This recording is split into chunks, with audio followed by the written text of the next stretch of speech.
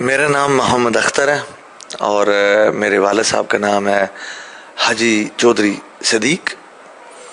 میرے والد صاحب ارلی 60s میں انگلینڈ گئے اور میرے باپ گاؤں جو ادھر ہیں وہ کھاڑک ہیں, میرپور سے تقریباً 10-15 منٹ کی ڈرائیو ہے, اور میری پیدائش جو ہے انگلینڈ میں 1969 میں ہوئی ہے. میری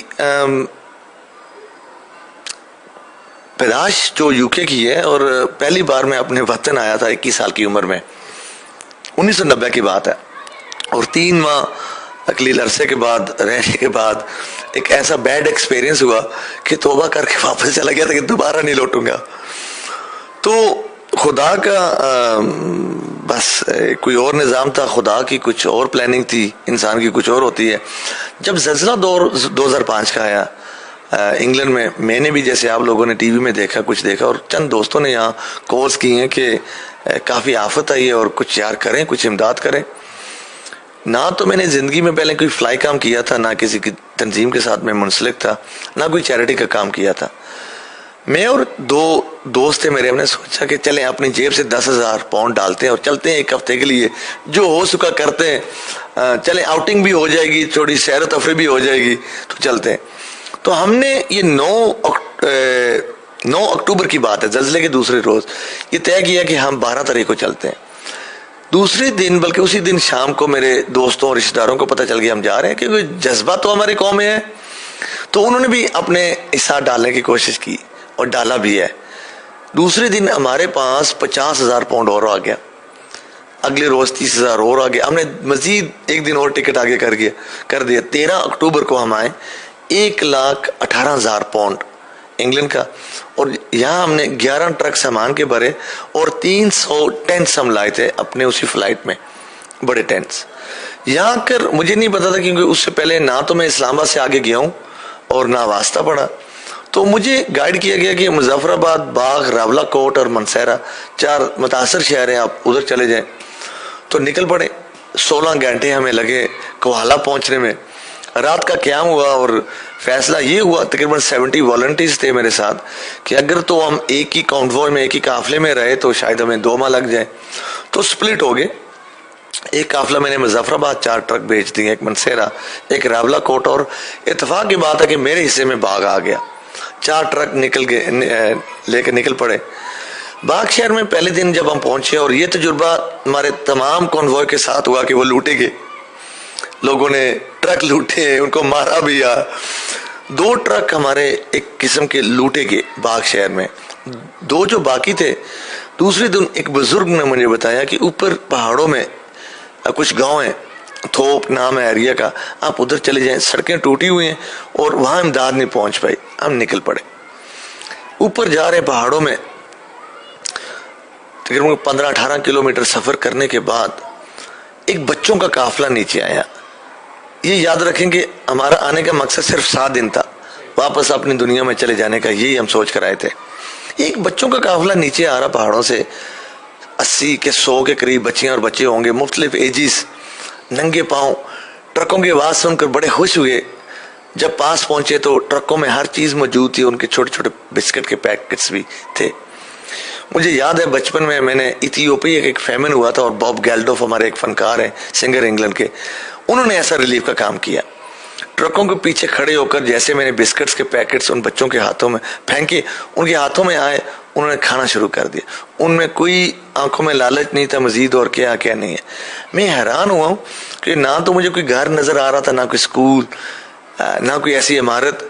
تو یہ بچے کہاں سے آئے؟ اتنے میں کچھ بڑے لوگوں نے آواز سنی اور آگے میں نے ریلیف کا سامان دیا اور پوچھے یہ بچے کہاں سے آئے.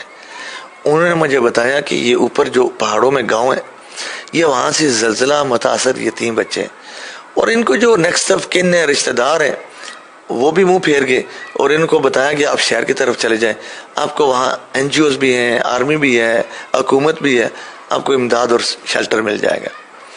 یہ سن کر مجھے بڑی تکلیف ہوئی, کیونکہ 2 دن مزید سننے کو یہ ملا, دیکھا تو نہیں, کہ بہت سے بچے اغوا بھی ہوئے ہیں, اور کچھ آرمی کے حضرات جنہوں نے مجھے کچھ کہانیاں بھی بتائیں, اور اتنے چھوٹے چھوٹے خوبصورت بچے. میں سوچ رہا ہوں یہ ان کے ساتھ کیا ہوگا. میری اپنی ایک ہی اولاد ہے, ایک ہی میری بیٹی ہے. جس کی عمر اس وقت 8.5 سال کی تھی، اور ہر بچے میں میں نے اپنی بیٹی نظر پائے. بس وہ بچے تو چلے گئے، ہم اوپر پہاڑوں میں چلے گئے اور 2 دن ہم ریلیف کا کام کرتے، لیکن یہ بچے بیک آف مائی مائنڈ یہ ذہن میں تھے کہ اللہ یہ کیا ہوگا ان کا.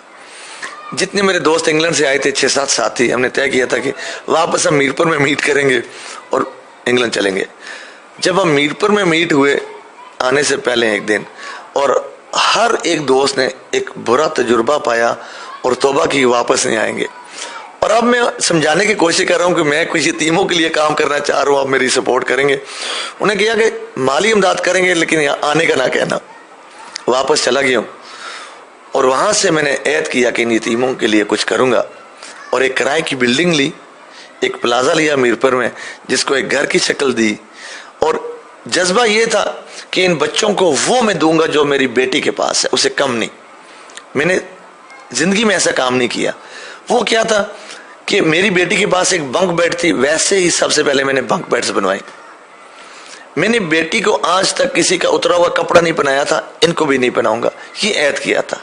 اور الحمدللہ سلسلہ شروع ہو گیا.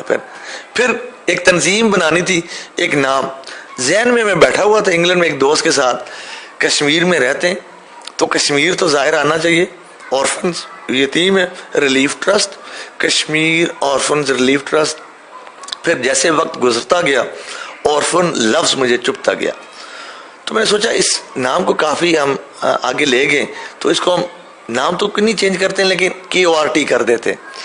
اب جیسے یونیسیف کسی کو نہیں پتا کہ کیا مطلب ہے بہت سے لوگوں کو، تو کوٹ کا بہت سے لوگوں کو نہیں پتا کیا، تو ہم نے اس کو کوٹ نام دے دیا. اکثر لوگ کہتے ہیں یہ کون سا کوٹ ہے، یہ کون سی عدالت ہے، تو میں کہتا ہوں یہ وہ عدالت نہیں ہے یہاں لوگوں کو پھانسی یا سزا دی جاتی ہے، یہ وہ کوٹ ہے جہاں یتیم بچوں کے ساتھ انصاف کیا جاتا ہے. اس وقت الحمدللہ ہمارے پاس 200 کے قریب بچے اور بچیاں ہیں، 50-50 ریشو ہے. میرپور میں ہمارے پاس گنجائش نہیں تھی، 2 پلازے تھے، بچیوں کا الگ اور بچوں کا الگ. اب الحمدللہ اپنے گھر میں ہم آ گئے اور ہر روز ایڈمیشنز آ رہے ہیں، پورے پاکستان سے ایڈمیشنز آ رہے ہیں. اس وقت ہمارا جو اس وقت اور وہ بڑھے گا ماہانہ جو ہمارے جو ایکسپینسز ہیں تقریباً 22 اور 24 لاکھ کے درمیان میں، اور یہ بڑھیں گے آہستہ آہستہ بڑھیں گے کیونکہ مزید بچے آ رہے ہیں اور پھر عملہ بھی ہمیں بڑھانا پڑے گا. اور پورا کون کر رہا ہے؟ پورے ہمارے ڈونرز کر رہے ہیں، اور میرپور اہلیان میرپور اور ڈسٹرکٹ اور میجورٹی جو انگلینڈ سے لوگ وہ بستا ہیں وہ کر رہے ہیں. بچے اسپانسرڈ ہیں، کچھ بچے وہ ڈائریکٹ ڈیبیٹس لگے ہوئے ہیں. فنڈ ریزنگ ایونٹس ہم کرتے ہیں مختلف شہروں میں تو وہ فنڈز آتے ہیں. ہمارے یہاں دو تعلیمیں، ایک تو ہوگی دنیاوی اور دینی. ہم نے یہاں کوئی فرقہ نہیں بانٹا ہوا، ہم تو کوشش کریں کہ سب سے پہلے تو ہم انسان ہیں، کوئی انسانیت کے اوپر بھی کام کرنا چاہیے. بچوں کی دینی تعلیم پہ خاص توجہ بھی کی جا رہی ہے. بچے اپنی مرضی سے قرآن حفظ بائی چوائس کرتے ہیں، بائی فورس نہیں کرتے. پہلے ہمارے بچے پرائیویٹ سکولوں میں پڑھتے تھے، ہم پک اینڈ ڈراپ دیتے تھے غالباً 17 پرائیویٹ میرپور کے سکولوں پہ. اب الحمدللہ اپنے گھر میں آ گئے، اپنا سکول ہے اور فیڈرل بورڈ کی افیلیشن لی ہے، اور 10 تک تو بچے ہمارے ادھر پڑھتے ہیں. اور جو مزید کالجز میں جا رہے ہیں، 1st year 2nd year university میں سب سے بڑی بیٹی ماشاءاللہ MSc کر رہی ہے، ایک بیٹا MA کر رہا ہے، 2 ہماری بچیاں، ایک بچہ اور ایک بچی فارمیسی میں چلے گئے. ان کو ہم پک اینڈ ڈراپ فیسلٹی ابھی بھی پرووائڈ کر رہے ہیں. اس کمپلیکس میں تقریباً 150 کے کنال کا رقبہ ہے جس کی پوری باؤنڈری 4300 فٹ باؤنڈری وال ہے، 8 فٹ ہائٹ پہ ہے، اور اوپر ریزروار لگی ہوئی ہے. اور فردن جگہ پہ جیسے آپ نے دیکھا ہے کہ کیمرے CCTV کیمریز لگے ہیں، فلڈ لائٹس لگے ہوئے ہیں. اور اپنی ہماری جو سیکیورٹی ہے، جو مینیول ہے، وہ الحمدللہ کافی آپ دیکھ چکے ہیں مین گیٹ سے آگے کہ کافی ہماری نفری ہے جو اس کو کنٹرول کر رہی ہے. سیکیورٹی اس وقت پرابلم ہے ہمارے ملک کا ایشو، لیکن الحمدللہ اس خطے کا ایک خاص کرم ہے کہ ہمارے ساتھ ہی آرمی ہے، بالکل وہ بھی ہماری کافی سیکیورٹی ہے، لیکن اپنی ہماری سیکیورٹی کافی حد تک بڑی ہے. ہمارے الحمدللہ 2 اپنے ٹرانسفارمر ہیں 200 kV کے، اور 2 فیز ہیں. اور برقیات ہمارے جو الیکٹرسٹی بورڈ ہے واپٹا، وہ شروع دن سے کوٹ کے ساتھ تعاون کرتا ہے، اور 2 फेज हैं, फर्दर वक्त में लोड शेडिंग होती है, और कभी कभी होता है कि दोनों एक साथ जाते हैं। हमारा अपना 200 kV का ट्रांसफार्मर है जो किक इन हो जाता है, चालू हो जाता है, क्योंकि बिजली 24 घंटे रहती है। आगे हमारा प्लान है कि हम यहाँ सोलर पैनल लगाएं ताकि अपनी बिजली हम पैदा करें इंशाल्लाह। अल्हम्दुलिल्लाह पहला फेज कंप्लीट हो चुका। पहला फेज मुश्किल था, इंफ्रास्ट्रक्चर मुश्किल था, ड्रेनेज सीवरेज का काम मुश्किल था, जो पहाड़ हमने काटा वो बड़ी मुश्किल से काटा है। फेज 1 में हमने जो स्कूल बिल्डिंग दी है आज़ाद कश्मीर की सबसे लंबी single span building, 46,000 square foot, 1 floor 3 floor मुकम्मल कर लिए। खूबसूरत मसाजिद 1500 नमाजियों के लिए वो कंप्लीट हो चुकी है। मेस बिल्डिंग जिसमें एक टाइम पे 600 बच्चा कम से कम बैठ के खाना खा सकेगा वो कंप्लीट हो चुका है।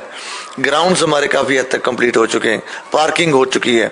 फेज 2 में हमारे मजीद 500 बच्चियों और 500 बच्चों के हॉस्टल्स हैं, वो हमने शुरू कर दिए, और उनके साथ साथ 2 स्टाफ फैकल्टी बिल्डिंग्स, क्योंकि शहर से बाहर और मुल्क से बाहर भी बहुत से हजरात आना चाह रहे हैं, अपनी स्किल्स देना चाह रहे हैं, टाइम देना चाह रहे हैं, और उनको फैसिलिटेट करना हमारा फर्ज बनता है।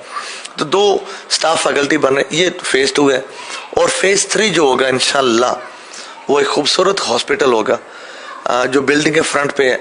हॉस्पिटल और मसाजिद ये दोनों चीजें सिर्फ कोर्ट के बच्चों के लिए नहीं, जनरल पब्लिक के लिए भी ये ओपन है, ये बाउंड्री से बाहर रखी गई है।